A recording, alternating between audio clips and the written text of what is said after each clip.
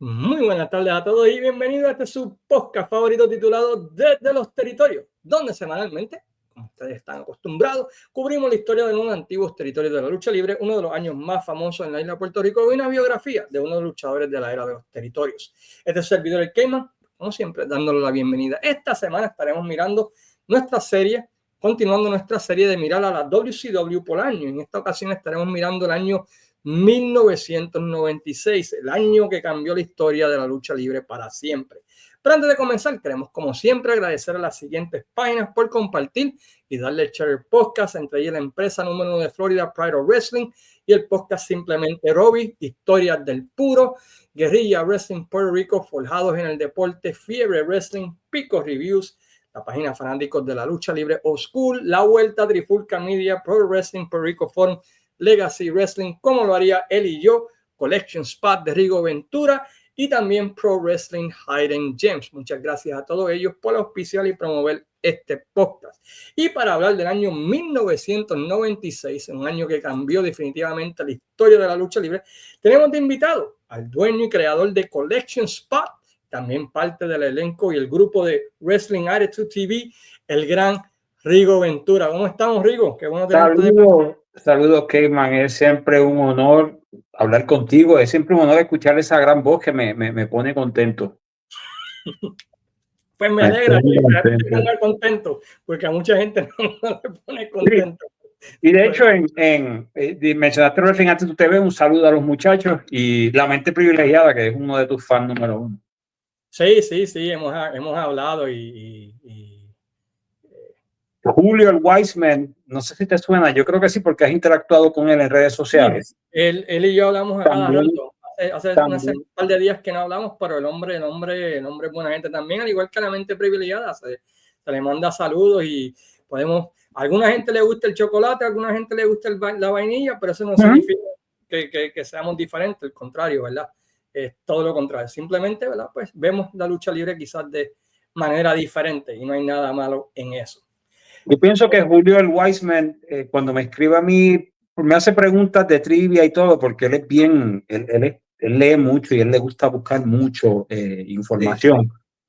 Yo creo que cuando me hace una pregunta a mí, yo creo que por el otro lado te la está haciendo a ti también. Posiblemente, y también a Jesús Sala. Yo creo que nosotros tres nos tiene que tener el palo con preguntas. Sí, sí, y a veces es para ver si nosotros sabemos la respuesta, o a veces también es para él educarse. Absorber. Sí. Pero déjame decirte, tiene las pega. El hombre viene con unas cosas que dice, esto va a ser así, y 5 o 6 meses después pasa algo similar. Sí, es bueno para leer el booking, especialmente de Triple H, lo tiene medido. Saludo al Wiseman, al gran Vega, se agradece. Vamos a hablar del año 1996, un año bastante interesante. El año 95 finalmente ve a la WCW salir del déficit y hacer dinero, básicamente por primera vez en la historia, desde que cambian de Crockett a NWA, hacen dinero en ese año 1995, amparado mayormente por el feudo entre Randy the Macho Man Savage y Ric Flair por el campeonato mundial, que levanta los house shows y el año termina, ¿verdad? Pues con Ric Flair ganando en Starrcade 95 el campeonato mundial de la WCW. Antes de entrar de lleno a lo que es el 96, ¿qué te pareció el 95? Por lo menos la parte final del 95, que te acuerdes así. No sé si te puse en un spot. Pero... A mí me gustó 1995. Perdóname, me gustó la segunda mitad de 1995.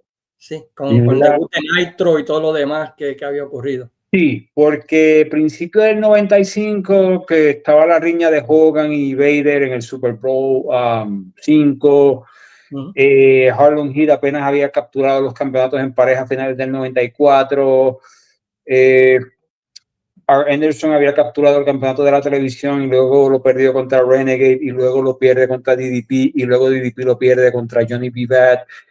Pero esos eventos desde desde Fall Brawl 95 hasta Starrcade. Para mí me gustó incluso la invasión de New Japan Pro Wrestling. Al final sí del año estuvo bueno. Porque de eso, básicamente, el Starrcade 95 corre las dos historias principales. Ese tipo de... No era un torneo, era como una competencia. Sí. Y el famoso Triangle Match, que el ganador retaba esa misma noche a Macho Man Randy Savage, que todos sabemos que, o bueno, no todos, pero los que lo recuerdan o lo vieron, que Luger evitó que Sting subiera al ring para que así los dos se eliminaran y Flair ganara. Entonces, esa noche Flair, perdóname, Macho Man también había sido parte del grupo WCW. Sí, había luchado contra Kensuke Sasaki, si no me equivoco. No, contra Kensuke Sasaki fue Sting. Sting. ¿Contra quién fue que luchó? No me recuerdo, no me recuerdo el nombre, rapidito. Tenía como una careta de entrada, parecía un toro la careta, pero de verdad que olvidé el nombre. Tenzan, contra Tenzan, Hiroshi Tenzan. Y Sasuke contra Sting. Gracias por la aclaración. Pero te tengo una que pasó esa noche, pero no vimos el resultado hasta 2 semanas después de comenzar el 96. ¿Cuál fue esa? Más te la digo. Starrcade 95, una vez el pay-per-view acaba, con Ric Flair ganando el campeonato, se acabó el pay-per-view, etcétera. Hubo un dark match. Por el campeonato de Estados Unidos, ¿no? One Man Gang contra Kensuke Sasuke. Y ahí es donde One Man Gang captura el campeonato de los Estados Unidos, pero no se transmite ese combate hasta 16 de enero del 96. Y yo creo que fue en uno de estos programas de Main Event o Pro Wrestling, ni siquiera fue en un Nitro. El del sábado, lo más seguro, quizás. Pero fue algo seco, o sea, como que, mira, One Man Gang le ganó a Kensuke Sasaki el campeonato de los Estados Unidos y básicamente como que estaba oscuro, como que para tapar los logos de Starrcade, pues porque el combate fue luego de terminado el pay-per-view y fue esa noche. Interesante que se dio eso y Gang comienza en 96 como miembro del Dungeon of Doom, del grupo de Kevin Sullivan. Y cuando terminamos el año, pues está Hogan teniendo un feudo contra el Dungeon of Doom, del cual, ¿verdad? Pues The Giant es miembro, Ric Flair y Randy Savage tienen un feudo por el campeonato mundial de la NWA, sigo diciendo NWA, WCW, sí. La vieja costumbre. Sí, Lex Luger está teniendo uno de sus mejores runs, en mi opinión, en la historia, con el soy rudo, pero soy pana de Sting. Y Sting, ¿verdad? Pues ganándose el odio de todo el mundo, pero es pana de Luger, tengo que defenderlo. Para mí, esa historia está en la madre. Esa historia, y Luger creo que hizo excelente trabajo en cuanto a eso. Eso es lo que comienza, ¿verdad? El año 1996. Y básicamente, pues es un año que tiene dos partes, ¿no? La primera parte y la segunda parte. La primera parte, pues vemos la continuación del feudo Savage con Flair, pero esta vez con dos mujeres que están ahí uniéndose, ¿verdad? Y es nada menos que Nancy Sullivan, mejor conocida como Woman, y Randy Savage trae a Elizabeth. ¿Qué te acuerdas de esta parte del feudo con las chicas entre Savage y Flair, Rigo? Yo recuerdo que llega Woman y yo no, aunque no era un rostro nuevo para los que llevaban años siguiéndolo, para mí sí lo era, porque no recordaba, yo no era fanático de WCW para cuando ella estaba en la corrida con Doom, que era la manager de Doom. 29-90. Y para mí, yo decía, Woman, ¿quién es ella? O sea, no sabía quién era. Y Y cuando llega Clash of the Champions, que es en enero del 96, que ese combate, el estelar era Hogan y Flair contra Hogan y Macho Man contra Giant y Flair, si no me equivoco. Y entonces que Hogan decía que traían una sorpresa. Y Bobby Heenan hizo el spoiler de madre, no sé por qué, para que lo sepan, la sorpresa es Miss Elizabeth. Y ahí yo me quedé como que, ¿en serio? Y casualmente el Nitro antes de ese Clash of the Champions, porque recuerda que los Clash of the Champions eran como si fuera un pay-per-view, lo único que eran gratis. Eran gratis en TBS y eran no quiero decir trimestrales, pero sí básicamente como cada 3 o 4 meses, básicamente. Sí, porque tenías el Clash of the Champions en enero, tenías un Clash of the Champions en junio, uno en agosto y uno en noviembre. Eran 4, básicamente.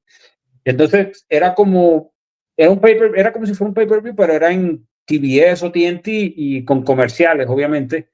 Pero la calidad era la de un pay-per-view. Y entonces ahí es que llega Miss Elizabeth, que para mí, siendo fanático, que podía tener, yo tenía menos de 14, 15 años, para mí fue una emoción. Sí, sí. Porque era la first lady de la lucha libre. Ahora, como fanático pensaba, ok, ahora cómo ella va a hacerle frente a esta mujer que se ve que es una mujer agresiva, woman, y que era un complemento perfecto no solo para Flair, sino para todo el complemento de los Horsemen. Sí, porque ella caía perfecto, porque la buena vida, ella se vivía el Diamonds Are Forever, you know, y todas esas cosas, ella caía perfecta, ¿no? Y era una mujer atractiva también, que la hacía aún más encajar mejor aún con los Horsemen. Exacto. Y para mí yo pensé que esto iba a ser un ángulo largo en una riña donde ella se iba a envolver contra Woman, pero no fue así. Básicamente ella traiciona a Savage y se va, ¿verdad? Con Flair, y tienes a Flair, y básicamente la historia era que ella era la mamichula de Flair, ¿no? Que le estaba gastando el dinero de Savage, ¿no? El divorcio, y tú ves a Elizabeth tirando dinero y Flair gozando con Woman y todo lo demás, mientras Savage está tratando de obtener venganza, ¿no? En contra de Flair, por no solamente quitarle el título, pero también quitarle, ¿verdad? Pues la que era su mujer, y también después gastarle el dinero, ¿verdad? Y este feudo pues tuvo muchos layers, ¿no? Y fue tremendo. A mí me ha gustado ese feudo de Flair y Savage, tanto en WWF como en WCW, porque la química de ambos era como que perfecta. Tú podías comprar a este loco peleando, ¿verdad? Contra Ric Flair y Ric Flair fastidiándole la vida, ¿no? Y yo creo que eso fue lo que funcionó de ese feudo. Y para que la gente tenga así un plano, Flair vence a Macho Man en el Starrcade 95. En el mes de enero, como mencioné, Clash of the Champions fue el 23 de enero del 96. Clash of the Champions me parece que fue, no sé si fue un martes o un jueves, era siempre un día en semana. Y el Nitro antes de ese Clash of the Champions, hubo 2 cambios de campeonato.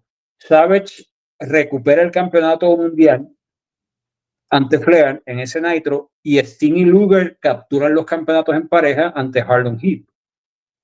Y aquí la dinámica que mencionaste de Luger, Sting y Luger, tienes un rudo y un técnico juntos. Entonces Luger normalmente hacía trampa en espaldas de Sting. O sea, adelante de Sting él no hacía trampa, pero entonces él hacía trampas cuando Sting no lo veía. Exacto. Y así fue como capturaron los campeonatos. Creo que fue con un rollo de monedas que él noquea a uno de los Harlem Heat. Y Sting no lo ve y no, exacto. Ganamos el título y vámonos. Sí, ganamos el título, y Sting como que, pero ¿cómo fue? No, olvídate, lo ganamos. Pues Macho Man captura ese campeonato, o sea que ese reinado de Flair no duró ni 3 semanas. Y entonces sigue esa riña y de camino a Super Brawl, ese evento que fue en febrero, que fue un double cage. Sí. Cosas de la vida. Ahí sucedió lo mismo que en WrestleMania 8. Tienes a Savage versus Flair por el campeonato principal en la jaula, pero no fue la estelar. No. La estelar fue también en la jaula, Hulk Hogan versus The Giant. Y en ese pay-per-view, en Super Bowl, es donde Miss Elizabeth traiciona a Savage, dándole a Flair un tacón de lo que ella tenía, para entonces él noquear a Macho Man y ganar el campeonato nuevamente. Y ahí comienza, ¿verdad? Pues la historia de vamos a pariciar y todo lo demás y gastar el dinero. Y Hogan pues derrota a The Giant en aquella ocasión en la lucha de jaula. Pero Hogan continúa su feudo con el Dungeon of Doom durante esos meses de febrero y marzo. Y se anuncia una lucha bien famosa, una de las mejores luchas de todos los tiempos. Ya tan rápido vamos a entrar a eso. Sí, porque es parte de lo que es el run de Hogan durante esta primera parte. Antes de entrar a eso, tú me dejas decir algo para el malestar de boca que me vas a dar, porque sí. Mientras todo esto está sucediendo en WCW, llega a tiempo completo Conan y Psychosis. Un punto, sí. Y no solamente Conan y Psychosis, que hacen su lucha si no me equivoco, la hicieron en ese Clash of the Champions, porque Conan había estado años anteriores, pero aquí es donde Conan entra full time y Psychosis también entra full time, y es la puerta a comenzar a traer los luchadores mexicanos. Y no solo Conan entra en el mes de enero, sino también que entra fuerte porque semanas después de él debutar, le pasan el campeonato de los Estados Unidos. Exacto. O sea, a Conan lo trataron, y no estamos hablando del Conan que hoy día uno ve con el estilo rapero. Conan tenía su estilo luchador. Sí, tenía el estilo de Conan de la AAA. Conan el bárbaro de la AAA. En ese tiempo que se salió de la AAA, ¿no? Hizo su promo azteca también, si no me equivoco, ¿no? Más o menos para esa época. Para esa todavía tenía relaciones con AAA, porque recuerda que él lleva el campeonato de AAA, el que en aquel entonces era el equivalente. Él lo lleva a WCW y lo presenta como el Mexican World Champion, pero después él viene y abre otra promoción, otra empresa, se va de AAA, que ese es el lapso de su partida de AAA. Y llega y rápidamente trae a ese corillo, ¿no? de luchadores que revolucionan a WCW. Y antes de llegar al Doomsday, vamos a hablar también, porque esto también pasó en enero y febrero, de Loose Cannon, Brian Pillman, que fue durante este tiempo, ¿verdad? Él comienza en el 95, ¿verdad? Con el personaje de medio loco en WCW, pero en el 96 se va a niveles full, se va a lo loco, por decirlo así. Y básicamente, ¿verdad? Para ese Super Brawl 3 se pone a pelear con el Dungeon of Doom, especialmente con Kevin Sullivan. Y tienes a Arn Anderson tratando de mantener la paz porque ambos grupos son rudos, y tratando de ponerle vergüenza a Brian Pillman y Sullivan, tú tienes que controlar a este loco. Y Pillman haciendo un montón de loqueras, va y asusta a Bobby Heenan y la deja por el cuello, y Bobby Heenan en televisión nacional saca una mala palabra porque no se esperaba eso que le iban a hacer eso, ¿no? Y a Bobby Heenan pidiendo disculpas y todo lo demás.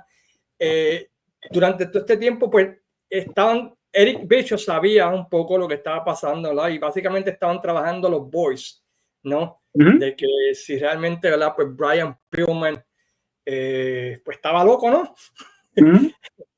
O que era real y que era falso. ¿Qué te pareció este tiempito aquí de Brian Pillman, Rigo? Sí, hoy lo entiendo y lo saboreo y lo disfruto, pero mi yo de niño, cuando lo vi, no lo entendí. O sea, yo no entendía qué era lo que estaba pasando con Pillman. Ujú, Porque como te dije, ¿qué edad podía tener yo? No sé, 13, 14 años posiblemente en aquel entonces. Y yo no lo entendía porque yo estaba acostumbrado a ver a Flying Brian, ujú, que luego en el 95, no sé a quién se le ocurre este personaje de California Brian, que por alguna extraña razón lo quieren empatar con la serie Baywatch, que le cambiaron la canción y todo, y entonces ahí se va de rudo con los Horsemen.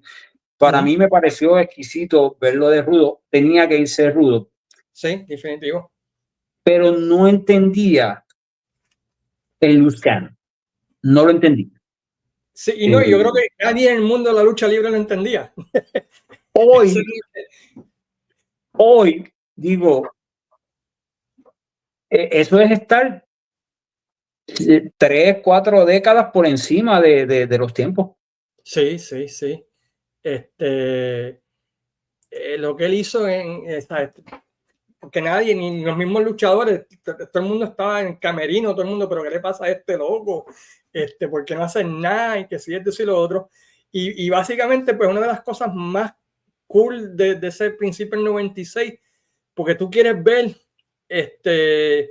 what's next con ese personaje, Uh ¿no? -huh, uh -huh, Porque toda la semana era algo impredecible, ¿no? uh -huh, Y estoy de acuerdo contigo. Yo creo que viéndolo ahora es que uno descubre, diálogo, el uh tipo fue un -huh. genio.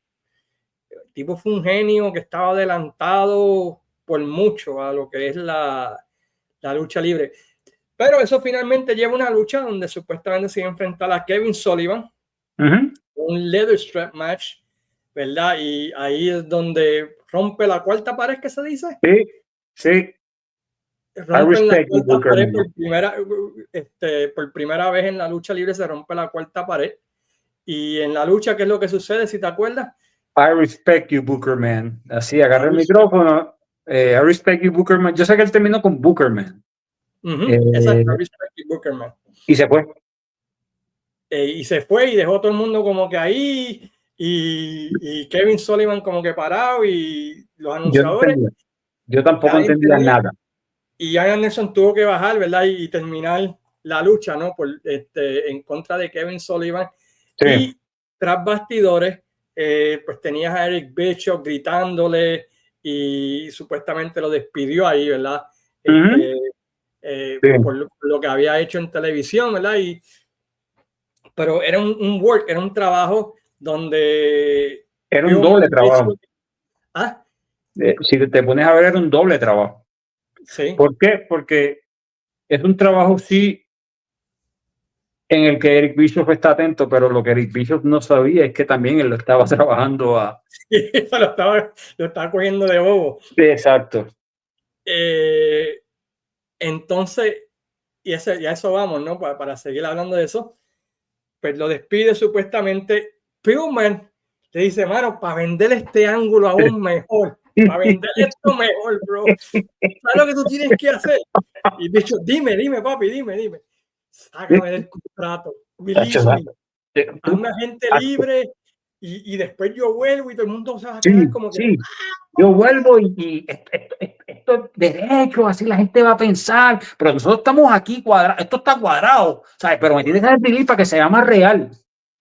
y bicho cae y le da el release. Está bien, papi, ya, tremenda idea. We're gonna Tremenda work on idea. that. ¿Cuándo vuelve? Tremenda. Y resulta, ECW. resulta, ¿verdad? Pues que estaba trabajando a Eric Bischoff y aparece en ECW y aparece, ¿verdad? Pues con tres de las promos más, no sé ni cómo describirla, pero genio. Aparece la primera peleando con un lápiz, diciéndole, yo sé que Ric Flair puede cargar una escoba a una buena lucha, pero yo puedo cargar un lápiz a una buena lucha, y se pone a pelear con el lápiz.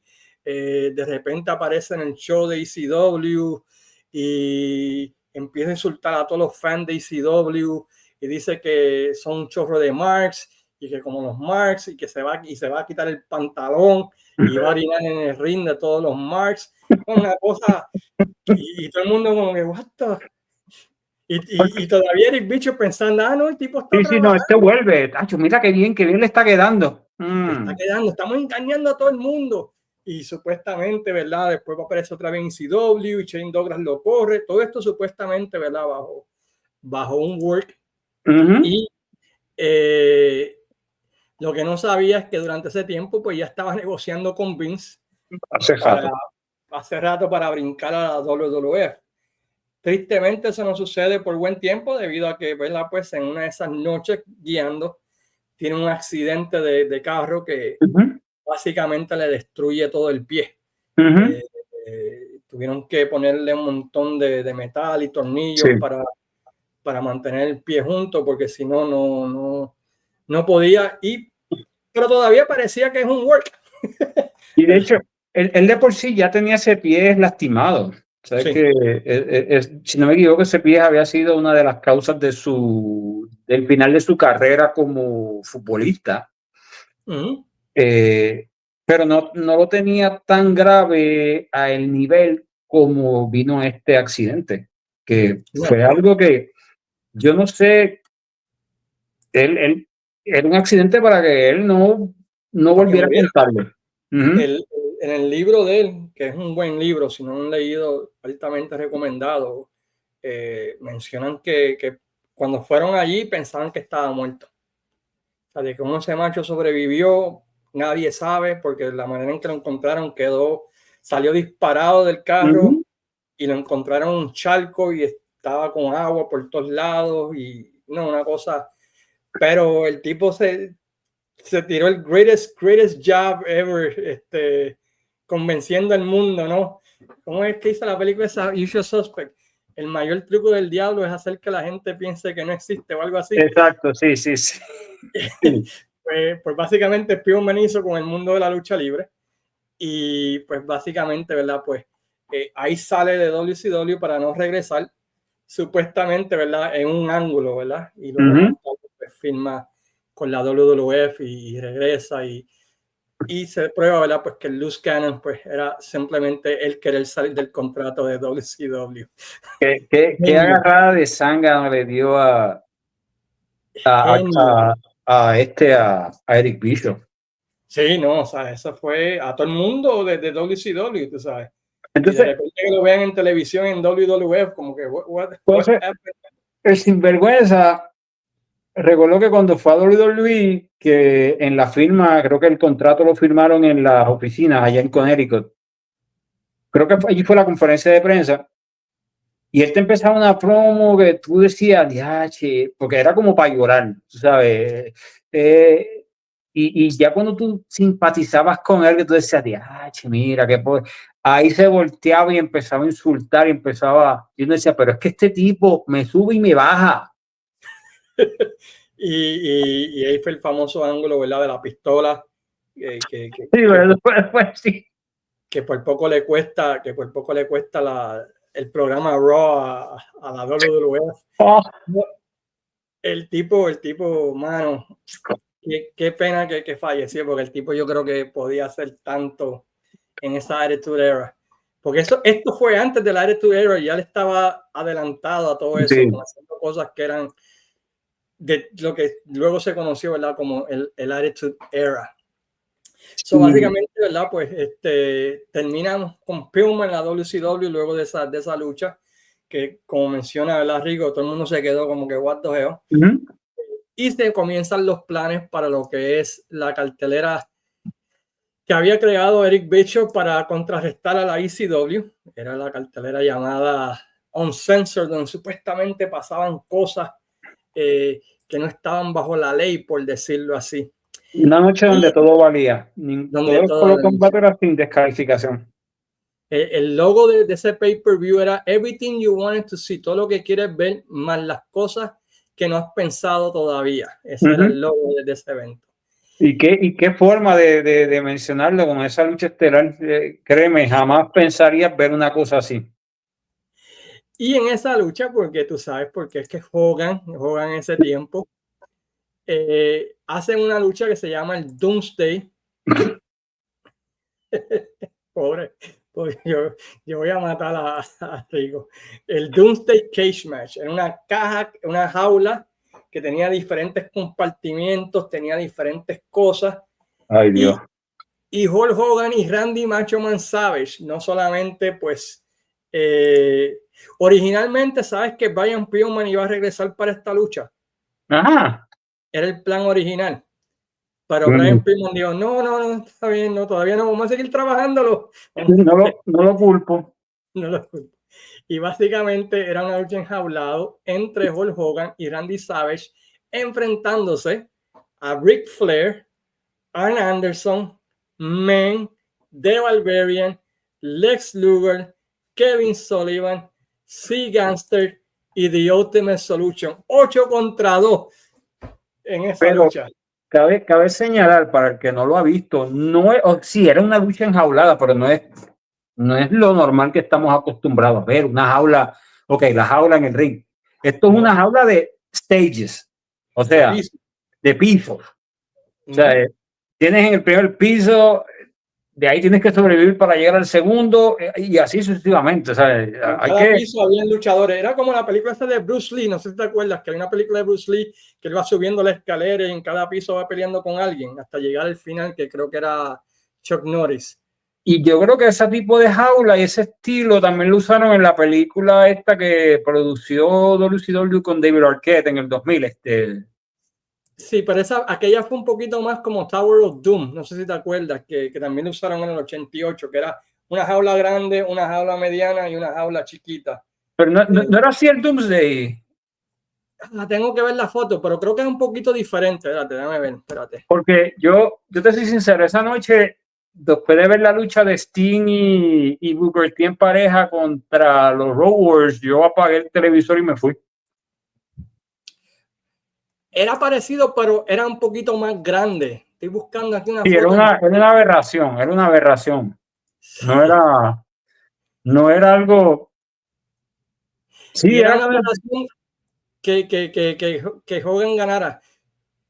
Eran las 3 del mismo tamaño. Eran 3 pisos. Eran las 3 del mismo tamaño, ok. Eran las 3 del mismo tamaño, a diferencia del Tower of Doom, que iban cerrando. Ok, sí, era del mismo tamaño. Yo lo estoy buscando y es cierto. Y pues en esa lucha, ¿verdad? Pues básicamente ahí fue que todo el mundo dijo, como diría Iron Chick, F. Hulk Hogan. Ahí fue que todo el mundo dijo, no, este es el ego al máximo nivel. Que tenían como los andamios así como por los lados para, no sé si los andamios lo que ayudaban era a evitar que que no se mataran. Pero si nunca has visto esta lucha, véala por el propósito de ver algo diferente completamente a la lucha libre, aunque la lucha, ¿verdad? Pues no. El trauma que traiga eso no es ustedes, véalo por su propio riesgo. O sea, el trauma que eso pueda traerle a la vida de usted, eso es culpa al caveman. Sí, exacto.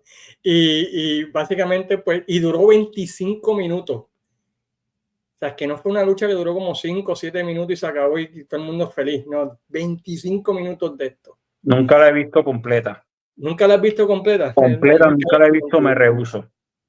Pero en esa cartelera hubo otra vez, y en Undercard hubo una lucha que estuvo en la madre por la historia. Bueno, el opening estuvo en la madre, que fue Conan y Eddie Guerrero. Sí, por el campeonato de los Estados Unidos. Pero dime, la historia que tú hablas, la de Sting. Sí, Sting y Luger eran los campeones mundiales en pareja. Y durante ese tiempo habían regresado a los Road Warriors a WCW. Y básicamente, ¿verdad? Pues, como quien dice, pues quieren retar a Sting y a Lex Luger. Y en un Nitro, ¿verdad? Básicamente, ¿verdad? Pues los retan a un Chicago Street Fight. Y Sting en la altura es de Chicago, Luger. Y los Road Warriors son de Chicago, vamos a hacerlo. Y Luger como que... Sí, no, tenemos otra gente que está en lista por los... O sea, Luger era como un cobarde, o sea, porque imagínate, estaba de rudo y Sting estaba como que, pero espérate, ¿sabes? Los Road Warriors, pues, ellos estaban cool con Sting. Sí. Pero ellos nada que ver con Luger. Exacto, y tuve esa dinámica y Lugar, no, pero es que somos de diferentes partes de Chicago. Sí, sí, sí, exacto. Ellos son de la calle, ya. Yo soy del norte y ellos son del South Yo Side, sé dónde ven los cuellitos blancos. que hasta cierta manera, no sé quién le tiró esa línea o si es Lugar mismo que la tiró, pero es cierto, los del norte son bien diferentes al sur de Chicago. Que tú eres de por allá. Los del norte son los que se consideran yuppies o hijos de mami y papi. Y el sur pues es bien raw, bien gangster, bien de eso. So sí aplicaba lo que estaba diciendo Lugar, ¿no? Sí, somos de Chicago, pero Chicago es grande. A mí me tripeaba todo eso. Y finalmente pues Lugar supuestamente acepta, pero esa noche manda a decir, ¿verdad? Que estaba ocupado, que tenía un compromiso previo y no aparece a luchar, ¿verdad? Y aparece en sustitución de él. La historia fue que a él lo sacan, porque recuerda que él estaba con el Dungeon of Doom. Sí. Él lo sacan para formar parte del Doomsday. Entonces Sting se queda como que, ¿y ahora qué yo voy a hacer? ¿Sabes? Mi compañero no está. Y ahí es que llega Booker T, como que yo me ofrezco a ayudarte, siempre y cuando usted no tenga una oportunidad a nosotros. Por los títulos más adelante, ¿no? Sí, porque un detalle que quizás no hacía sentido en aquel entonces, pero al pasar, hace 2-3 semanas atrás, me percaté. Harlem Heat en ese momento eran twinner. Ellos eran twinner, no eran rudos. Eran twinner, por eso es que hace más sentido, porque tú dices, pero ¿por qué si este es rudo? ¿Y qué le echa él? Pero es que era twinner. Y entonces hace sentido, porque le dice, mira, yo te doy la mano, pero tú me tienes que dar una oportunidad por los títulos una vez terminemos, ¿sabes? Se acaba este combate. Y uno se quedaba pensando, pero primero, ¿cómo estos dos van a coexistir cuando ellos no son parejas? No son amigos, no son conocidos. Y yo lo primero que pensaba era, va a traicionar a Sting. Sí, que esa es la historia, va a traicionarlo y entre los tres le van a dar una catimba a Sting, lastimarlo para que el título se quede vacante o algo así. Porque los Road Warriors, aquí la situación es que ellos también desarrollan riña con los Road Warriors porque en Super Brawl, que había sido el mes anterior, Sting y Luger defienden los títulos ante Harlem Heat y los ganadores defendían ante los Road Warriors esa misma noche. Y los Road Warriors le costaron la lucha a Harlem Heat. Y los Road Warriors paulatinamente se estaban moviendo a rudos. Que eventualmente no llegó porque brincaron a la WWF un poquito tiempo después de esto, ¿verdad? Pero esa historia, a mí te digo, ese feudo de esa pareja de Luger y Sting, eso es algo que se puede hacer hoy en día y funciona también todavía, pero tienes que conseguir las personas correctas y saberlo. Y saberlo usarlo. Y otra vez, esa parte de que, no, Chicago es grande, son del sur, yo soy del norte, esa línea está en la madre. Entonces, cuando ellos entraban, que Sting, tú sabes que le chocaba la mano a los fanáticos, y Sting miraba a Luger, y Luger le chocaba la mano, y cuando Sting se volteaba, sí, como que echa para allá. Y con Jimmy Hart, que era rudo también durante ese tiempo. Sí. Y Savage y Hogan enojados con Sting porque todavía era pana de Luger, ¿no? Y en mí. So, esa dinámica estuvo otra vez, me encantó ese run que tuvieron como pareja en ese tiempo. Luger se convierte en doble campeón también en ese transcurso también. Sí, exacto.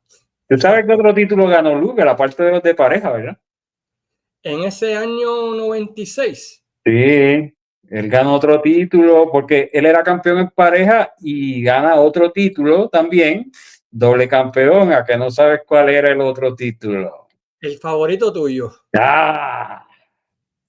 El de la discordia. El de la discordia, el de la traición, el campeonato de la televisión también lo ganó Luger. Luger es el que le puso esa definición a ese campeonato, caramba. Pero, y luego de eso, ¿verdad? Pues Booker T y Sting derrotan a los Road Warriors y eso lleva a una lucha eventualmente, ¿verdad? Entre Sting y Lex Luger contra Harley Smith, una revancha nuevamente. Y durante ese tiempo, aunque Rigo ya mencionó que debuta Juvi, pero se debuta una división nueva, por lo menos empiezan a promover una división nueva en la WCW, que llegó a ser como básicamente pues la carta de presentación alternativa a lo que era la WWF en aquel tiempo, y es la división de los cruisers. Y empezamos a ver luchadores de la talla de Malenko, Juvi, Rey Misterio, el luchador favorito de Rigo, Último Dragón, mi junior favorito, diría. los junior favoritos y un montón de gente. ¿Qué te pareció esa división cuando explotó en el 96, Rigo? Yo confuso, para mí era un poco confuso, porque yo decía Cruiserweight, como que división crucero, como que lo primero que yo pensaba era que se monta en un barco, o sea, no, Wow.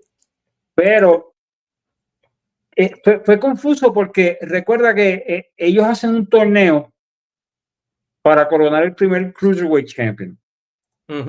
Pero este torneo no fue tan organizado de que tú supieras quién estaba. Eso fue como que, este combate es del torneo, este combate. Incluso yo recuerdo una vez que era un combate entre Dean Malenko contra Chris Benoit, que habían dicho que era parte del Cruiserweight Tournament, sí. Y había ganado, y Chris Benoit ganó el combate. Pero la final del torneo, que fue supuestamente en Japón, la final fue Dean Malenko, como tal. Entonces, y que también muchas de esas luchas también fueron en Saturday Night, que Saturday también Night. que te rompía el seguimiento, ¿no? De lo que era, porque tenías luchas allá que si tú no las veías, pues no sabías, y de repente aparecía en Night, avanzó avanzó aquello, y tú decías, pero ¿dónde fue esa lucha? Sí, exacto. Y hay que admitirlo, la logística de esa historia fue horrible. Sí, definitivo. Empezó mal, y si hoy día nosotros viéramos así, pensaríamos que el campeonato no iba a tener, no iba para ningún lado. O sea, la logística, el comienzo fue horrible, pero, y de hecho por eso es que mucha gente olvida que Otani fue el primer campeón, y como que ubican primero a Dean Malenko como el campeón inicial, pero no, Dean Malenko fue el segundo. Sí. Yo era bien fan de Otani, a mí me encantaba Otani. Pero una vez Dean Malenko agarró ese campeonato, Dean Malenko le puso a ese campeonato, él lo trató como si eso fuera un campeonato mundial peso completo. Le dio credibilidad, ¿sabes? Ese reinado de Malenko, el primero, fue perfecto por cuestión de que lo estableció, ¿no? Es que a mí, o sea, yo no era un fan de Dean Malenko, así de que era mi favorito, pero es que Dean Malenko era muy legítimo. O sea, era el tipo, su mirada de camino al ring, te contaba toda la historia. Entonces, él agarra este campeonato Cruiserweight y él lo que empieza a hacer es tener combates. No voy a entrar a eso de 5 estrellas porque sonaría como Mercer, pero los combates que ese caballero tenía con el que estuviera de turno, para Rey Misterio, Tani, el que sea, eran combates de pay-per-view básicamente. El tipo se tomó muy en serio. Sí, sí. El campeonato Cruiser. Sí. Y le estaban alimentando con un montón de luchadores que estaban llegando de diferentes maneras y casi siempre, ¿verdad? Pues daba variedad al show de WCW, Nitro, Saturday Night Live o cualquiera, porque tú no sabías qué lucha ibas a ver, ¿no? Te tiraban un Benoit contra Guerrero, de repente un Malenko contra Juvi y aquello, y luego a medida que fue evolucionando Nitro, esa primera hora primera hora y media, eran la más vista porque todo el mundo veía algo que era totalmente diferente a lo que estábamos acostumbrados a ver en Estados Unidos, ¿no? De las empresas grandes. Era un concepto totalmente diferente y creo que fue uno de los primeros palos grandes de Eric Bischoff, ¿no? Como en la competencia contra la WWF. No sé si bien estratégico que la mayoría de las veces el campeonato Cruiserweight era quien abría la cartelera del pay-per-view. Sí. Porque hoy tenemos estos Premium Live Events, pero para nosotros, a pesar de que ya estábamos viéndolos mensualmente, pero para nosotros un pay-per-view era esa fiesta especial, era como tener Navidad 12 veces al año. Porque yo asumo que en tu caso era lo mismo, pero religiosamente a las 6:45 de la tarde ese domingo ya yo estaba ya bañándome, poniéndome ready, porque a las 7 comenzaba el pay-per-view. El pay-per-view, y desde que comenzaba hasta que se acababa, yo no me movía, a menos que fuera para ir al baño. Y eran 3 horas nada más que tú sabías que podías encajar esas 3 horas, de 7 a 10 y ya está. No como ahora que te meten 6 horas. No.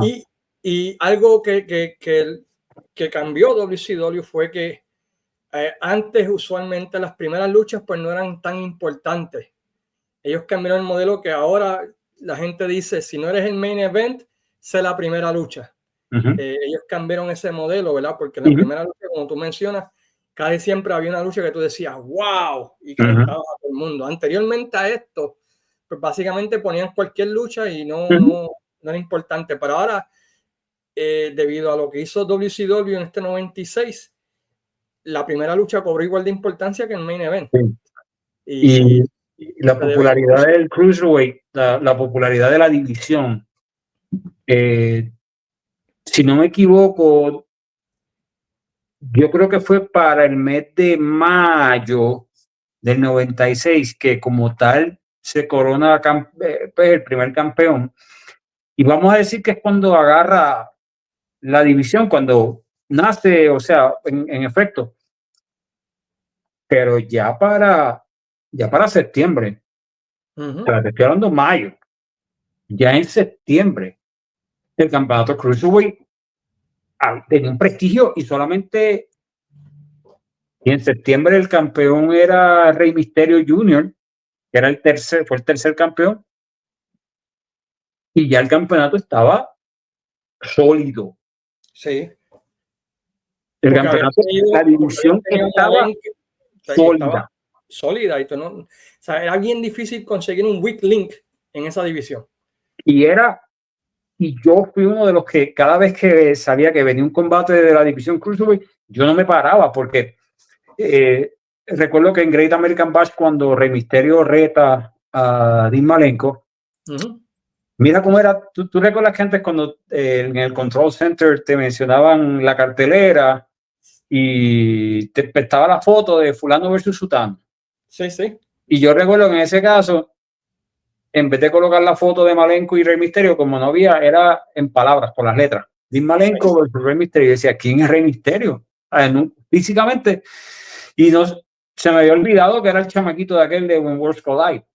Y cuando yo vi a aquel muchacho, que yo empecé a ver los movimientos que él hacía en aquel entonces, que conste, hoy quizás no es gran cosa, porque con todos estos movimientos que los John Box hacen y todas esas cosas, pues ya quizás no.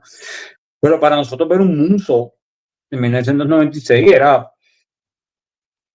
Springboard, Huracán Rana y todo lo demás, y la secuencia.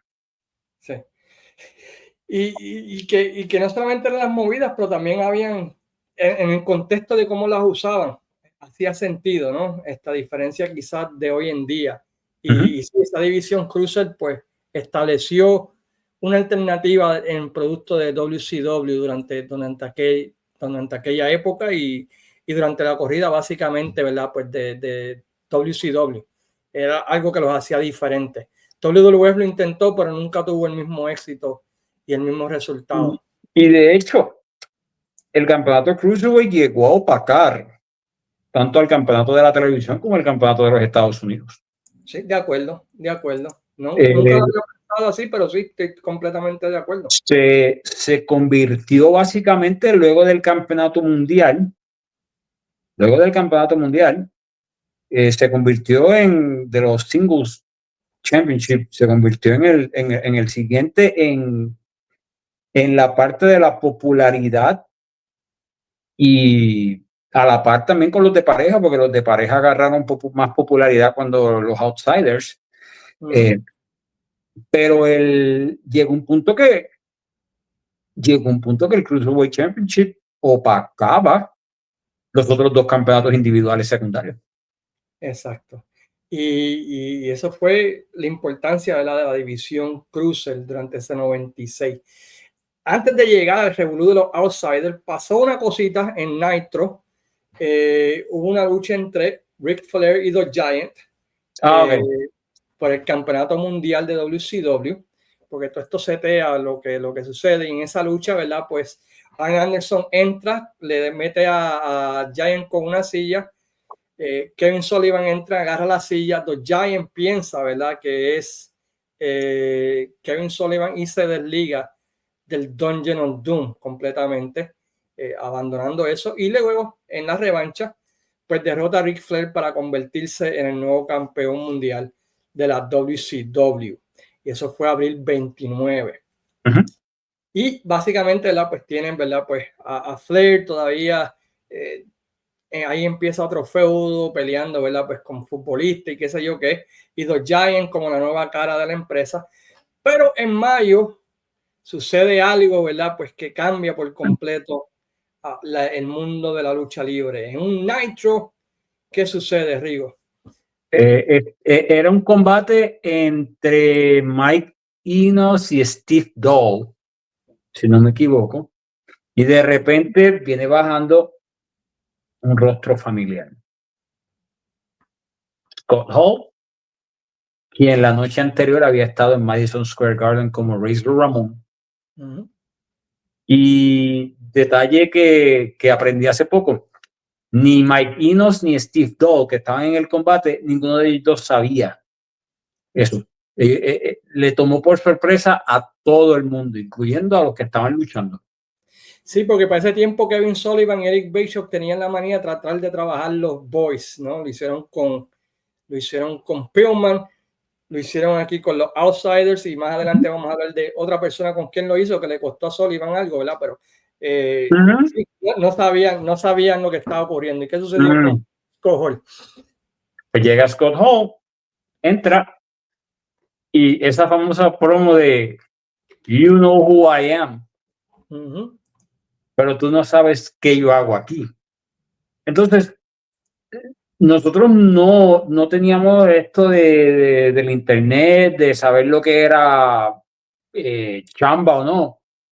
Y al nosotros decir, espérate, Razor Ramón, pero si este hombre yo lo vi la semana pasada en la programación, eso le da la credibilidad de que nosotros pensamos que en verdad era una invasión de verdad.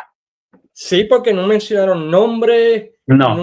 nunca dijeron, ¿sabes? Básicamente me gustó cómo lo vendieron toda esta historia. La clave fue que ellos nunca revelaron el nombre, nunca le cambiaron nada, simplemente lo dejaron a la imaginación. A la imaginación. Que corrieron. Entonces, cuando le dice que entra en este dilema, que él con la primera estrella de la WCW, que él tiene el primer problema es con Sting, que es cuando Sting le da la bofetada. Él dice, la próxima semana yo tengo una gran sorpresa. Pero antes de eso, Hall le había dicho a Eric Bischoff, you want a war? You want a war? You got one. We're taking over. Yeah, we're taking over. Y esa expresión, pero otra vez no decía quién hablaba, que sí esto, y ahí pues otra vez la imaginación de uno como fanático corría, ¿no? Y después le dice, I have a big surprise, ¿no? ¿Y quién resultó ser esa big surprise? Big Daddy Cool, Kevin Nash. Y de hecho, mira cómo fue la inteligencia de ellos. Ese segmento en donde Kevin Nash sale detrás de Bishop, con eso es que ellos cerraron ese Nitro. Sí. Entonces, yo lo recuerdo porque yo estaba viendo Raw, y entonces habían veces que Raw terminaba, qué sé yo, a las 10 de la noche, pero Nitro muchas veces como que se quedaba como hasta las 10:02, 10:05. Cuando cambié el televisor a Nitro y veo a Kevin Nash, yo me quedé hasta sin aire, como que Pero ¿de dónde salió esto? Pero ¿qué hace ahí? Si semanas antes él había luchado contra Shawn Michaels y había estado en el In Your House, Good Friends, Better Enemies. Y luchó con Undertaker también, ¿no? Luchó con Undertaker en WrestleMania 12. ¿Dónde es que se lo llevan debajo del ring? ¿Qué cartelera fue esa? No me acuerdo. In Your House de febrero. Ok, sí. Del 96, que era un combate entre Bret Hart y Diesel por el campeonato. Aparece así. Ahí se dio WrestleMania. Esa fue la que se dio WrestleMania. Sí, porque esa era la riña de ellos comenzó en In Your House de diciembre del 95, cuando Undertaker era declarado number one contender y Diesel vino molesto el por qué Undertaker tenía que ser number one contender cuando se supone que fuera él. Sí. Y ahí fue que plantaron la semilla, después en el Royal Rumble, después en el In Your House, después WrestleMania. Y en ese transcurso él traiciona a Shawn Michaels, pero él se mantiene activo.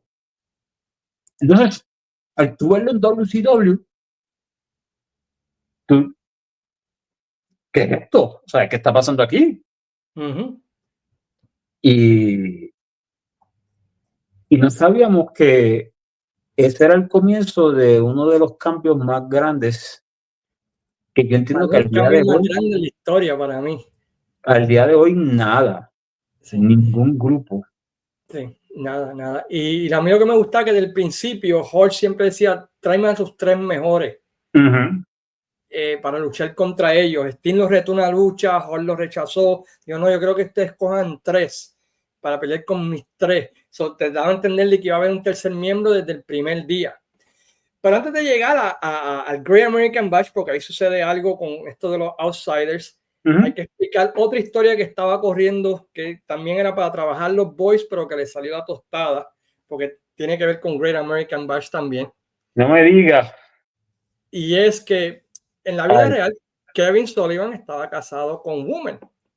Entonces él quiere, luego del trabajo de Brian Pillman y qué sé yo qué, pues Kevin Sullivan pues le picó la piquiña de seguir trabajando los boys. Entonces, pues como Woman era parte de los Horsemen, él le dijo a Woman y a Chris Benoit que empezaran a viajar juntos, que fueran como, ¿sabes?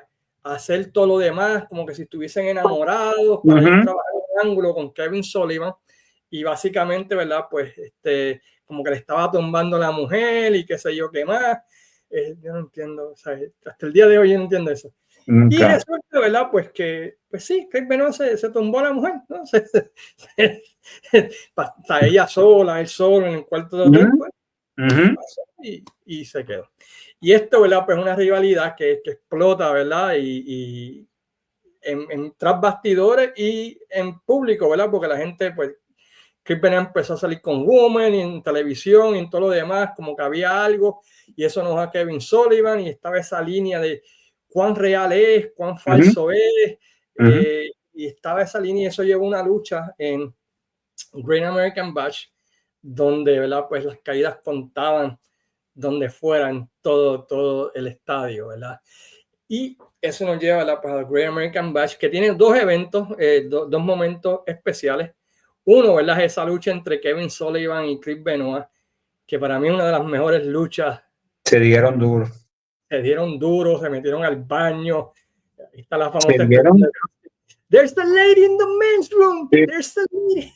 Se dieron de que yo decía, wow, mira, qué bien lo están trabajando, y no sabía que realmente ellos se estaban dando para matarse. Sí, se estaban dando, ahí se fueron derecho en algunas, eran trabajados, pero vamos a darnos. Sí. Vamos a darnos. Es trabajado, pero vamos a darnos, ¿no? Vamos a dar, exacto. Y corrieron por todo el estadio, y si nunca han visto esa lucha, altamente recomendada. Buena. Buenísima, uno de los highlights de ese evento, Great American Bash. Pero otra cosa que sucedió en Great American Bash, la WWF, cuando esta gente dijeron que we're taking over y qué sé yo qué más, pusieron un interjection, ¿verdad? En contra de WCW, diciendo, ¿verdad? Pues básicamente que estaban usando los nombres y que si esto y lo otro, y tuvieron que salir, ¿verdad? Pues en Great American Bash, ahí, ¿verdad? En televisión, y para mí. básicamente decir que le preguntó si estaban trabajando por los WWF, dijeron que no, Bueno, y básicamente pues matar esa parte del ángulo, ¿no? De que eran invasores de WWF, porque WWF les puso una demanda, ¿verdad? Un interjection. Pero ahí fue el famoso Kevin Nash, ¿verdad? Pues le hace el Power Slam, ¿no? A Eric Bischoff. el Jackknife a Eric Bischoff. Jackknife, gracias. Y ahí se tean la lucha, ¿verdad? Para el pay-per-view Batch of the Beach, donde pues finalmente se iba a dar la lucha, ¿no? Entre los tres de WCW contra los tres del NWO. Y quién era el Mystery Partner, nadie sabía, ¿no? Y la WCW, ¿a quién fue que escogió? Fue Sting. El plan original era Sting. Luego ese plan se pasó a la segunda opción porque tras bastidores, tras bambalinas, Hulk Hogan había tomado un tiempo fuera, no sé si fue para hacer películas o comerciales. Él estuvo un tiempito fuera. Sí, después del Doomsday Cage. Sí. Y ahí es cuando, y de hecho eso está documentado, que Hogan llama a Bischoff y le pregunta quién es el tercer hombre. Y Bischoff le contesta a Hogan quién es el tercer hombre también, o sea, con una pregunta.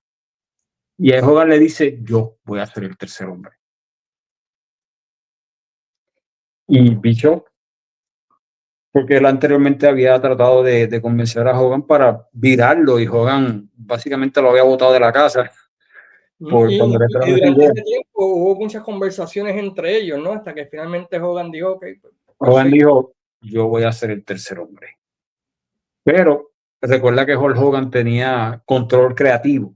Que a última hora podía cambiar de opinión. Hulk Hogan podía a última hora decir, es que yo no lo voy a hacer.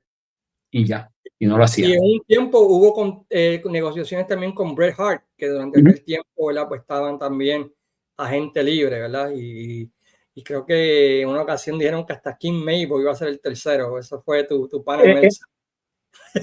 Sí, pero Bischoff en 83 Weeks lo desmintió. Sí, eso. No, pues es que es claro que no iba a ser Mabel. Lo claro era opción A, Hogan. Plan de repuesto, si Hogan decide no hacerlo, Sting. Que gracias a Dios no lo hizo Sting. No. Porque si Sting hubiera sido el tercer hombre, en WO 5 o 6 meses duraba. Sí, no, sí, estoy de acuerdo contigo. El perfecto era o alguien de la WWF que viniera, un Bret Hart o Hogan. Mira, Caveman, te soy sincero. Esto tenía que ser Hogan y punto. Sí, viendo la hora de como dice uno, Monday quarterback, nadie más podía hacerlo. No, es que no iba a tener el mismo impacto. Porque tenía que ser alguien, número uno, tenía que ser un cambio, una revolución que uno no estuviera acostumbrado. Y a ese nivel ya nosotros nos habíamos olvidado que en un momento dado Hogan había sido rudo. Sí. Es que la WWE borró su historia. Sí, nosotros pensábamos que Hogan toda la vida había sido babyface, básicamente. Sí, porque la WWE borró su propia historia, inclusive luchas con Andre y todo lo demás, para vender a Hogan como babyface. Y yo recuerdo que yo siempre me preguntaba, ¿quién será ese tercer hombre? Entonces, a mí siempre me daba con pensar, ¿quién hace tiempo no sale en televisión? ¿Quién hace tiempo no sale en televisión? Y en una dije, Hogan. Sí, pero no creo que sea Hogan. Porque es que Hogan, si es Hogan, ¿cómo Hogan va a traicionar a los fanáticos? O sea, era mi pensamiento. Sí, tu idea. Pero decía, no puede ser Hogan. Tacho, Hogan judo jamás. Cuando yo vi que Hulk Hogan salió caminando, yo dije, es Hogan. Es Hogan porque ya de por sí, yo siempre pensaba, si él llega con una silla, entra al ring y le da un cantazo a alguien, pues ahora, él no llegó con silla, él llegó, y estos se salieron del ring y yo dije, No los tocó. El booking de esa lucha fue perfecto porque sacaron a Luger, que tú podías pensar que era Luger. Tú podías pensar que era Luger. Yo pensé también que otra opción era Luger. Sí, o sea, ellos buscaron, podía ser Steam porque Savage y lo que Luger habían hecho, que se cansara. O sea, esa historia, ese booking de esa lucha, tenían varios escapes, ¿no? Por decirlo así. Como tú mencionas, plan A, B, C, D, los tenían todo cubiertos. Y cuando llegó Hogan, ¿verdad? Pues que Bobby Heenan por poco fastidia todo, ¿no? Sí, porque, pero hace sentido porque Heenan realmente lo que dijo fue, ¿y en whose side he is? O sea, ¿del lado de quién él está? Y ellos no sabían tampoco. No. Y cuando hace ese leg drop en Savage, I mean, wow, cambió la lucha libre. Para mí es el mejor turn en la historia de la lucha libre y no hay discusión, no hay nada y ningún cambio o turn ha tenido tan impacto como este. Te digo, no solo el cambio, la formación de la NW. Sí. Todo cuando el discurso que él da, que él hizo rico los del norte, que ahora viene aquí, que llegó acá y lo estaban abuchando y que si esto, si lo otro, stick it, y después pues todo el concepto de la NWO, que la camisa negra y blanca, los comerciales en blanco y negro, que este announcement is paid for the NWO, y lo metían como que estabas viendo una lucha y de repente aparecía ese anuncio. O sea, todo el concepto, ellos acá, pero más bien la canción de Jimi Hendrix con Hogan, fenomenal. I mean, el Voodoo Child. Tenías que haberlo vivido, yo creo. Quizás los fans de hoy en día. No, es que podemos estar 4 horas explicándolo. Y si no lo vivió, y si hay gente que no lo vivió, que lo sabe por el WWE Network o algo así, no lo va a entender. No va a entender. Porque la WWE cambió la historia. O sea, el ganador siempre cambia la historia. Sí, entonces hace unos años José Chaparro me hace una pregunta ¿cuál ha sido uno de los eventos, de las historias que más impacto ha generado en la audiencia? O sea, que ese boom gigantesco. Y yo recuerdo que mi contestación con un poco de miedo fue la NWO. Sí. Pensando que él me iba a decir otra cosa y me dijo exacto. Sí, es que o sea, hay un antes y después de eso. Porque todas las semanas, una vez ese LED drop cayó sobre Macho Man Randy Savage, este botón, este dedo en el control remoto cayó en TNT. Sí, Yo sí. dejé de,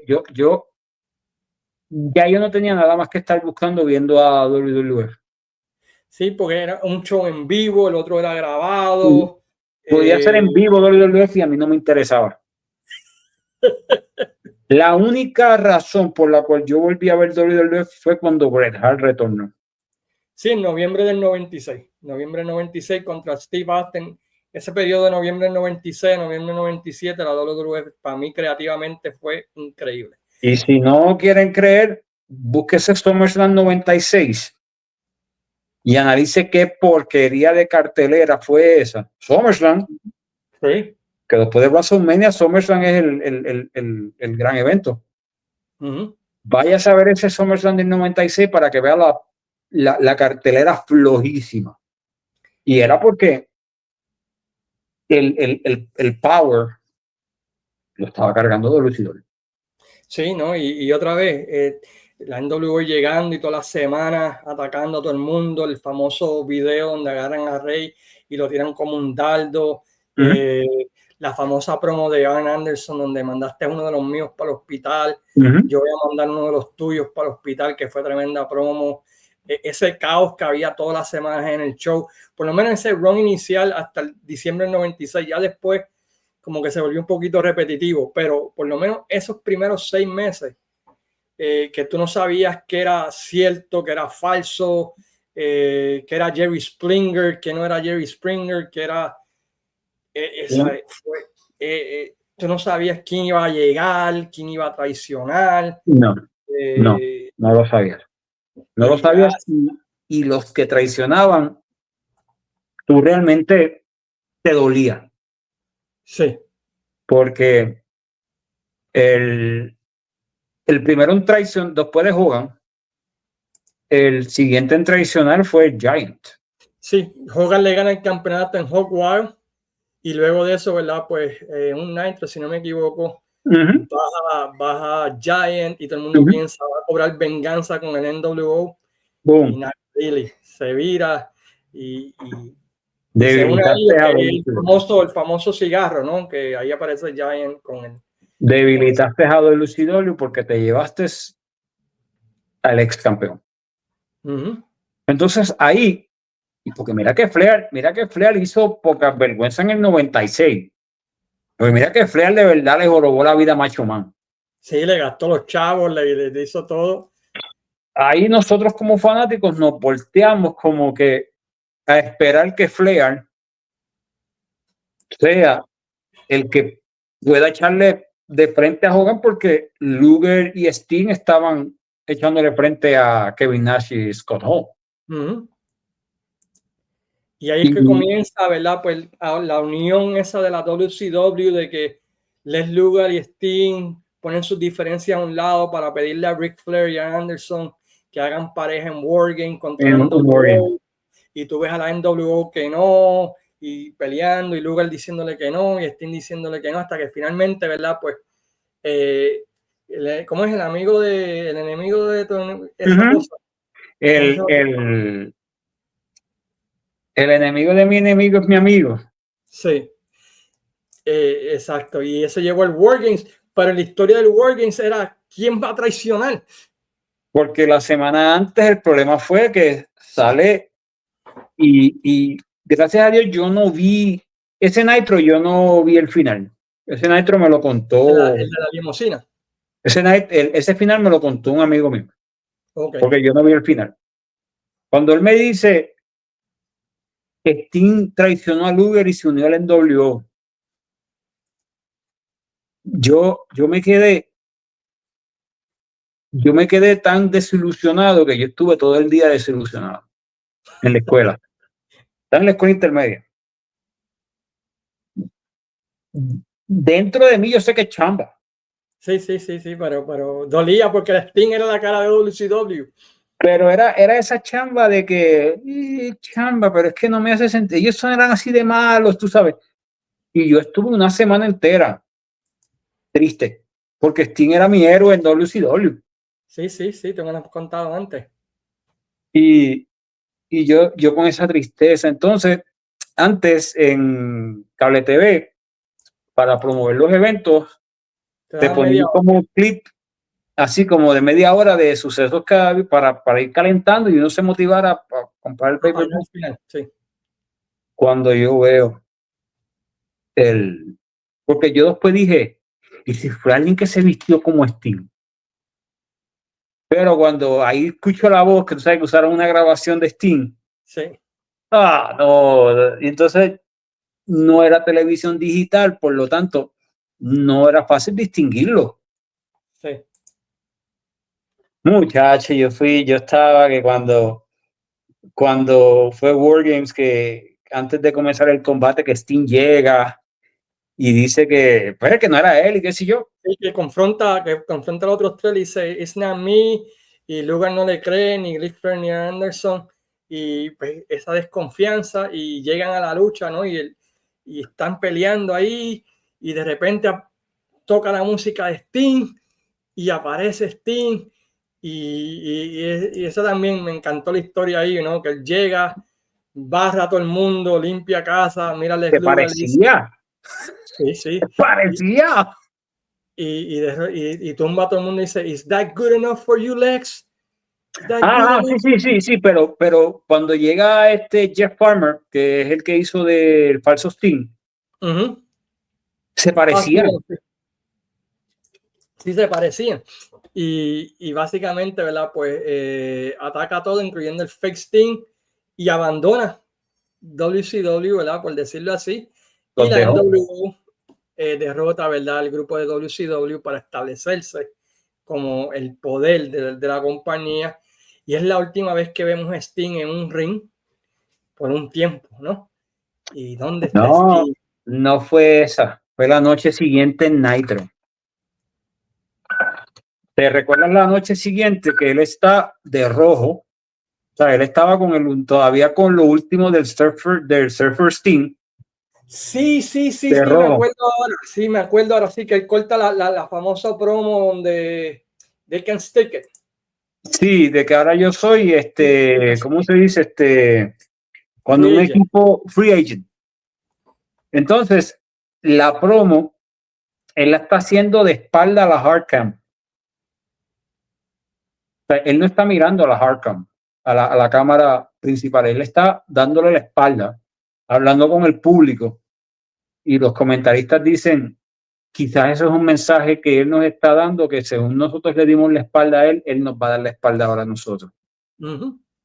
Muchacho, cuando...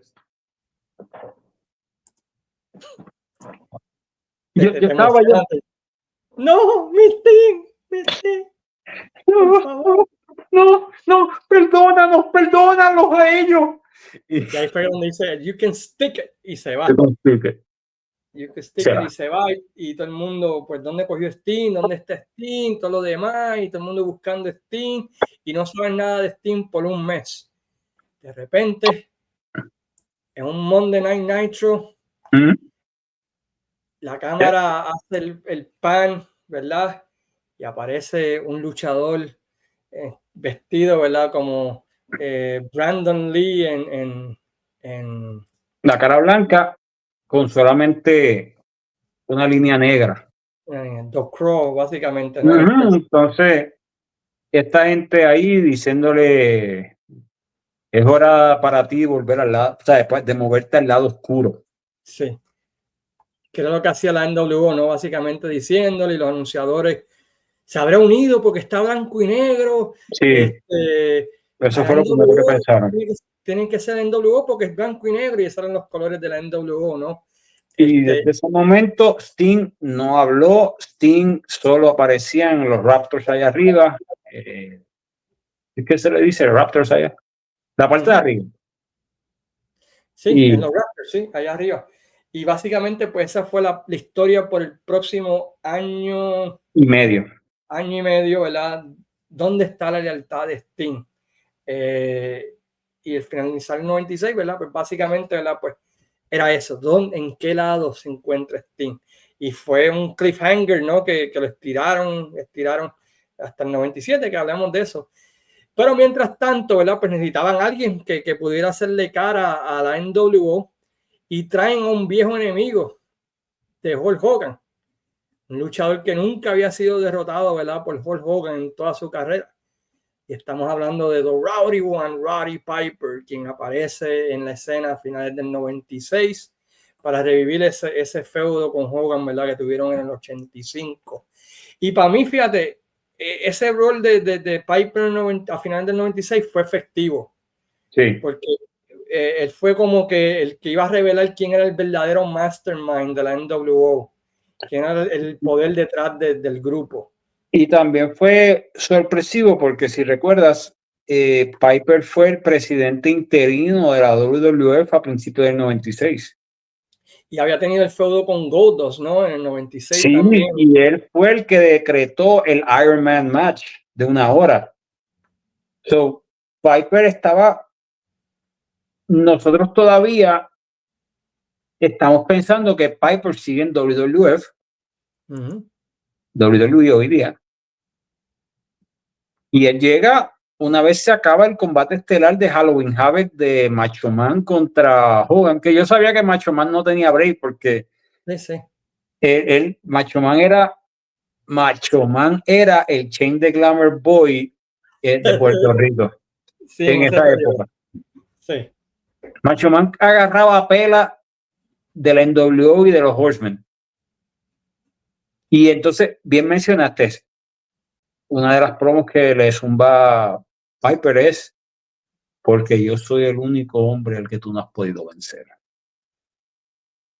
Y eso nos da a nosotros como que, ¡ah! ¿Verdad? Sí. Nos dio esperanza. Pero no contábamos con que había un mastermind. Y eso se va revelando poco a poco porque Piper dice firma la lucha y Eric Bischoff dándole vueltas y dándole vueltas y dándole vueltas que no. Sí, yo, no te preocupes, vamos a filmar. Hasta que finalmente es revelado que el mastermind detrás de el NWO es Eric Bischoff, ¿verdad? Eric Bischoff. Que básicamente, ¿verdad? Pues quiere usurpar el poder de TNT, ¿verdad? De Turner y del broadcasting, y Piper es quien lo revela. Finalmente, ¿verdad? Pues se firma una lucha para Stargate, The War to Settle the Score for the Last Time, ¿no? Entre Piper y Hogan, que para mí fue un anuncio engañoso porque por mucho tiempo lo anunciaron como que una lucha por el campeonato mundial. Yo no recuerdo que la hayan anunciado por el título, te soy sincero, no lo recuerdo. No estoy diciendo que no haya pasado, pero no lo recuerdo. Y de repente, ¿verdad? Pues Piper derrota a Hogan porque Piper, porque no te voy a hacer el jab. Ahí fue donde yo decía, no es por el título, a lo mejor Piper gana, ¿verdad? Pero yo pensaba, a lo mejor Piper gana para ganar una oportunidad por el título, más gana el título. Mentalidad de niño, ¿verdad? Sí. Y Piper gana y la noche después, pues la NWO le da una paliza a Piper, que inclusive a Piper se lo llevan en camilla. Y Hogan pues toma resentimiento porque el Giant realmente, ¿verdad? Pues no participó como él pensaba en la pela. Y básicamente pues abofeteado Giant, ¿no? Porque recuerda que quien ganó el World War III fue The Giant. Fue Giant y el premio era una oportunidad titular. Entonces ya se sembró la semilla. Que se había sembrado la semilla, parecido a lo de Sting con Flair en Starrcade 90. Sí. Entonces, pero no había grietas en la NWO todavía hasta ese momento. Hasta ese momento, todo el mundo estaba unido y, ¿verdad? Pues Hogan abofetea a los Giant, ¿verdad? Pues agarra a Hogan por el cuello y empieza, ¿verdad? A ahorcarlo. Y básicamente ahí termina el 96, ¿verdad? Con Giant virándose a Babyface, siendo el próximo retador de Hulk Hogan, esta vez con papeles diferentes, ¿no? Hogan de rudo y Giant de Babyface. Tú sabes, de todos los que se unieron al NWO desde el comienzo del NWO hasta finales del 96, ¿tú sabes cuál fue el más mal que me cayó? Bueno, todos yo los toleraba, pero el más mal que me cayó. Que yo te digo, yo decía que alguien venga y le dé una suja por traidor sucio.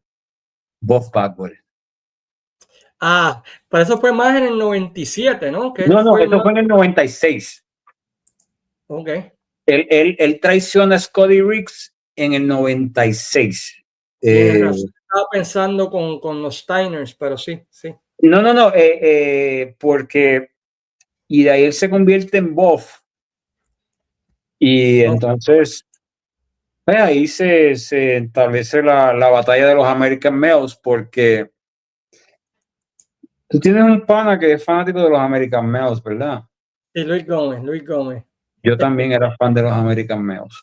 Luis Gómez y... A mí me gustaban los American Males, ¿sabes? La pareja, el concepto. Es que la canción era pegajosa. American Males. Sí que... y era una buena... A mí me gustó. Entonces cuando escuché un programa que creo que fue con Luis Gómez, ¿verdad? Que yo pensé, yo dije, ¿será casualidad? ¿Será que realmente él le gusta o es que al contrario? Pero... No, él es el presidente del fan club. Él, sí. Yo quiero... Tripea. Cuando hables con él, le dice que yo quiero unirme al fan club porque yo era fan de los American Males. Ok. No es que era mi pareja favorita, pero los toleraba, me gustaba. Es como yo en la WWE con Power and Glory. Ah, De esas parejas que nunca pegaron, pero que son tus favoritas, porque a mí Power and Glory a me mí me, encantaba. a mí me encantó Power and Glory y ese final que ellos tenían era uno de los más Ese finisher bonitos. para mí es el mejor finisher en la historia de cualquier lucha en pareja. Power and Glory fue una combinación tan... Es que yo no le vi fallas. No, simplemente porque Vince no quiso empujarlo, No porque quiso, tenían todo. No pero no le dio la gana. No le dio la gana porque tenían todo. Hércules Y por Roma. Pero esa pareja es increíble. Pasa que, pues, y yo soy uno de los que carga la bandera de Power and Glory, a pesar de que quizás en de las parejas de los 80 casi nadie las recuerda. A mí me gustó Power and Glory. A mí también. A mí lo que no me gustó fue la plasta que le hicieron en WrestleMania 7. Oh, pues sí, por eso te digo que Vince nunca los vio como algo más que un undercard y podían haber llegado más lejos, en mi opinión. Pudieron haber sido campeones en pareja. Uh-huh. Para los Nasty Boys, yo mejor prefería a los Power and Glory que vencieran a la Hart Foundation. Somos dos, un feudito entre Hart Foundation, Power y Glory, ha sido bastante bueno. Tienes el poder, fortaleza de Jim Anvil con Hércules. Con Hércules y por Roma con Bret. Cacho, ese brillado, ese es un money, pero nunca lo vio. Que por cierto, WrestleMania 7, siempre que la veo, le doy para el frente ese combate de pareja. te da dolor. Me da dolor ver a Bret Hart perder el campeonato en pareja. Pero no fue Bret, fue Jim. Jim casi siempre se comía la planchada durante ese tiempo. Sí, porque yo te conté que mi héroe en WWE era Bret Hart y en WCW era Sting. ¿Oh, sí? Sí. Ok, pero yo creo que también yo era igual. Bueno, sacando a Flair, era Bret Hart y Sting, ¿saben? En cuanto a seguirlo. Entonces, Flair era un caso aparte. Un compañero mío, que también era bien fan de Bret Hart, un compañero de la escuela, él me decía, yo soy más fanático de Bret Hart que tú. Y yo le decía, claro que no. Y él, sí, mira cómo yo te demuestro que yo soy más fanático de Bret Hart que tú. ¿A quién tú le vas entre Bret Hart y Sting? Y ahí yo me quedaba callado. Viste, yo le voy a Bret Hart. Buen punto. Sí. Sí, te agarro ahí. Pues Rico, para terminar, ¿qué te parece entonces el año 1996? ¿Qué quieres decirle a la gente que está escuchando y leyendo que por primera vez quizás estén escuchando el 96 de la WCW? ¿Qué tú le quieres decir finalmente? Mira, tras bambalinas, cuando nosotros hablamos de esto, ya hace varias semanas, cuando tú me dijiste que para trabajar, yo no sé si fue que yo me ofrecí, porque cuando mencionaste 96, yo rápido brinqué. Sí. Y te recuerdo que te dije, es que 1996 es un año tan importante porque representa algo que todavía hasta el día de hoy nosotros estamos viendo. Y un cambio. Entonces, en la década de los 90, yo me atrevo a decir, por lo menos a mi gusto, 1996 fue en esa década, si no fue el mejor año, fue entre los primeros dos. Para mí ese periodo del 96 al 98. Sí, pero incluso 97 estuvo bueno, 98 estuvo excelente también, pero 97 y 98 no te harían sentido sin 1996. Sí, tienes razón. El turn de Hogan, es increíble que llegó a ser en un tiempo el babyface número 1 y el más odiado en ambos lados, de una manera como nunca antes visto, ¿verdad? En la historia de la lucha libre. Y todo de grande Hogan, pero hay que darle esa. Y yo no era fan de Hogan. Y yo quiero que, si para la gente que no vivió el año, que no era fanático, todavía no tenía uso de razón, vaya comparando evento tras evento. En el Peacock creo que usted puede conseguir el Clash of the Champions y todo lo demás. Ve analizando ese Clash of the Champions, Super Pro, on Censor. Slamboree, Bash at the Great American Bash, Bash at the Beach, Fall Brawl, Halloween Havoc, World War III, Starcade. Y vas a notar que ellos comenzaron de una forma y terminaron de otra totalmente diferente. Y que cambiaron el juego completamente, hicieron que la WWF cambiara, hicieron que nosotros viéramos la lucha libre de otra manera diferente, ¿no? Hasta el día de hoy, muchas de las cosas que vemos hoy surgieron de ese periodo de la WCW de 1996 de Nitro. Y eso que nosotros estamos cubriendo solo WCW, porque está la otra cara de la moneda que vendría siendo WWE, que estaba en uno de los momentos más horribles, pero con todo y eso, WWE también tuvo sus cosas, y en Puerto Rico, que yo creo que eso eventualmente te lo voy a dejar de asignación, en Puerto Rico también pasábamos por un cambio y era el nacimiento de una empresa local, que era la WWA, pero eso... Sí. Tenemos esa es una que hay que empezar a hablarlo y buscar información porque sí pero cambió mucho de qué hablan. Fue una antesala a lo que veríamos con la IWA. El 96 fue donde Undertaker, siendo Undertaker, visitó a Puerto Rico. Triple H, Seth. Triple H, sí, Triple H como campeón intercontinental y Sid como campeón de la WWF. O sea, que no es que nos enviaron a Barry Hathaway y Luis Piccoli en su peor momento. Nos enviaron, o sea, el WWA trajo lo que estaba en el top de la WWF. Sí. Pero como te dije, ya eso requiere por lo menos 2 horas de programa para analizar eso. Exacto. Pues Rico, ¿dónde la gente te puede encontrar? Dale todos los plugs a todo el mundo, inclusive al brother La Mente Privilegiada, que le mandamos un saludo. Rigo Ventura, mi página de Rigo Ventura por Facebook, Collection Spot, en Instagram también Collection Spot. No me busques Rigo Ventura en Instagram, pues ya tengo Instagram. Collection Spot sí tiene Instagram. Wrestling Attitude TV, a pesar de que tengo que venir con una nueva temporada de Dale para arriba, pero los muchachos de Wrestling Attitude TV, para mí, le doy gracias a Dios porque eso no solo son compañeros, tengo ahí buenos amigos que han sido testigos de situaciones personales por las que he pasado, que muchas veces le he dicho a ellos, mira, tengo que irme, no voy a poder continuar con ustedes, y no me dejan irme, y siempre están pendientes. Siempre están pendientes de las situaciones que mi mamá, por ejemplo, que ahora en este momento está pasando por una situación difícil en su salud, han estado ahí.